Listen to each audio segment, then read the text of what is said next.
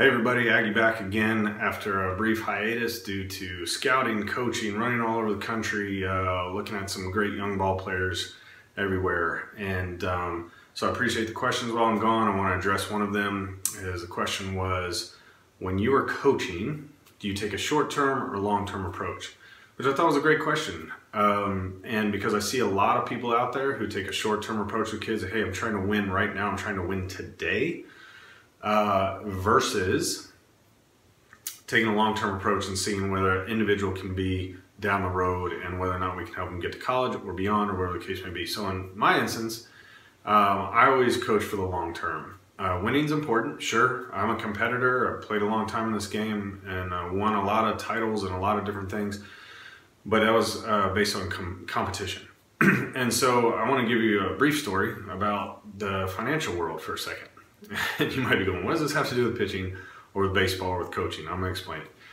So I was changing banks probably 7 or 8 years ago. I walked in, sat down with the assistant bank manager and said, hey, I'd really like to change my stuff over here.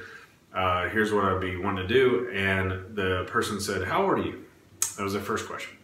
And I think I was 33 at the time. And I said, 33. And they said, hey, hold on one second. They reached in their drawer at their desk and they handed me an 80-page personal financial plan.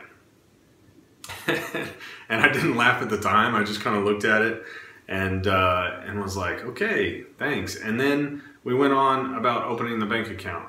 And then they asked me more about the financial plan and could they help me in this way or that way or whatever it was. But they wanted me to take that plan with them. The problem with it was they didn't know anything about me. They didn't know anything about me truly as an individual, what my background was in the financial world, which I happened to have some licensing in the financial world at the time, 2 different licenses, and had been in that industry for 5 or 6 years.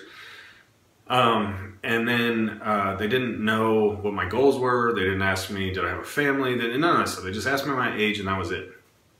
So what does that have to do with coaching? Well, coaching in a lot of cases, people say, hey, do this for the short term.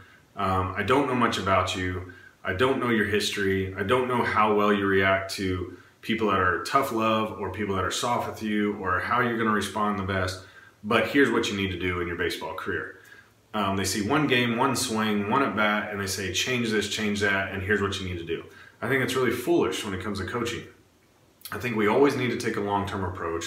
I think we always need to know the individual. We need to take the time to get to know the individual. We need to sit down and say, hey, what do you respond best to? What are the teams on that you played on in the past where you've had the most success? What are the things that you've done well at the plate, in the field, on the mound, and let's build from there, right? And then over time, then we can maybe interact a little bit better with the individual, with the player to help him achieve his goals, right? Because it shouldn't be about me as a coach, right?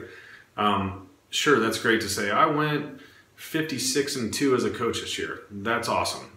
But the players are the ones who play the game, and especially in the select world, in the amateur world, where they're trying to get to college baseball, where they're trying to get to professional baseball. We need to make the focus about them, taking a long-term approach about who the individual is, what they do well on the field, who they are as individuals, when they've had the most success, what the things they struggle with the most are, and then creating a plan of attack for them going forward. Things that they, again, back to our process, right? A process that they can put in place, whether it's hitting, whether it's pitching, whether it's fielding, to say, hey, if you can do these 2 or 3 things over the course of the next however long, 2 months, 2 years, 4 years, I think you're going to be well on your way to achieving some of the success and goals that you want to achieve, whether that's college baseball, professional baseball, whatever the case is.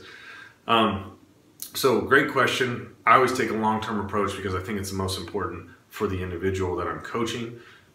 If I took a short-term approach, I think I'd do the player a disservice. I think that maybe I get rid of a player too soon before he really blossoms into the player he's ultimately going to be.